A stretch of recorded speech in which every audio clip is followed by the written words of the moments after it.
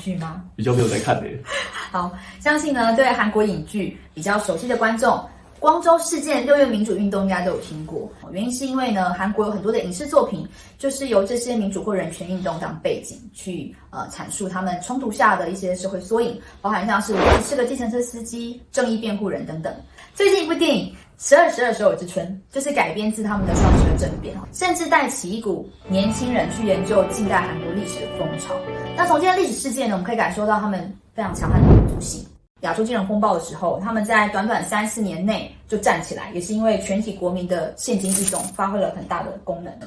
台湾医疗环境虽然有类似的问题，但是不太会出现像韩国这样上千甚至上万人罢工甚至离职的状况。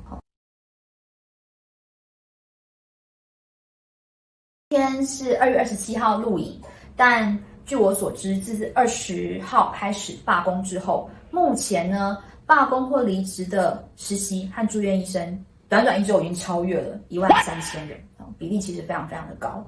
所以我们今天要来跟何谦了解一下这件事情大概是怎么一个事发经过，听听他的观点。这次事件的起因是韩国政府于今年的2月初出台了一项新政策，是要从明年，就是2025年开始，医学生每年扩招2000名。每年？是的。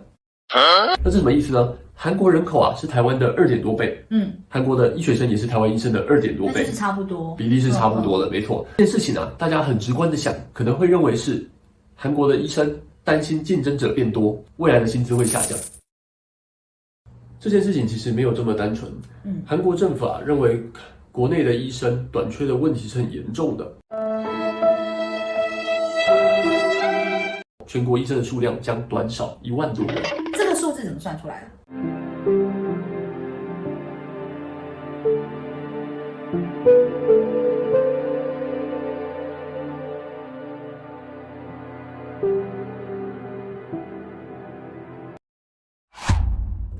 那医界对这件事情是很反弹的。医界认为说，政府的政策其实没有解决根本的医疗问题。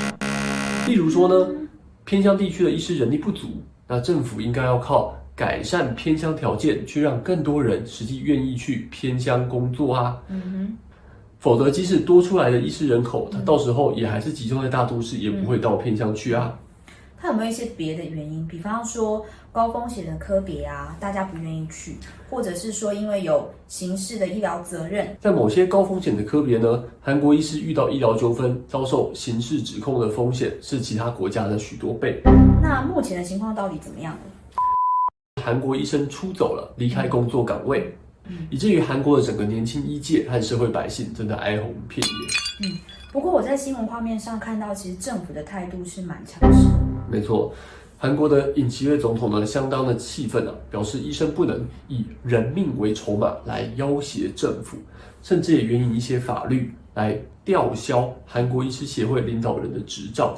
我听说他们好像还说，如果229以前他们能够返回岗位的话，政府就不惩处；但如果没有，也许就要祭出一些条款。那在这件事情上，你站在哪一边？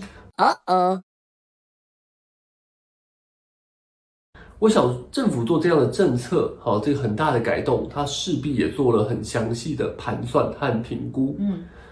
只是显然可能沟通没有做好啦，所以才会这个消息一发布，大家的反弹这么大。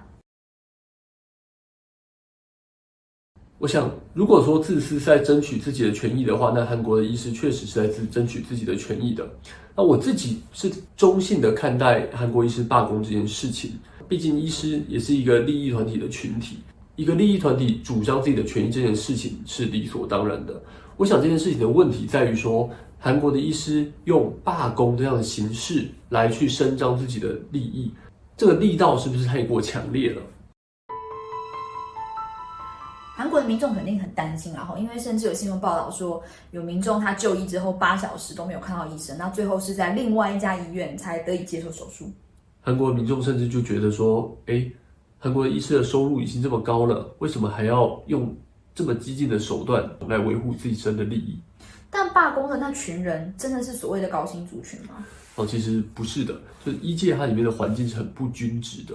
目前主要在提出罢工和离职的，主要是比较资浅，然后薪资相对低、工时相对长的一群人。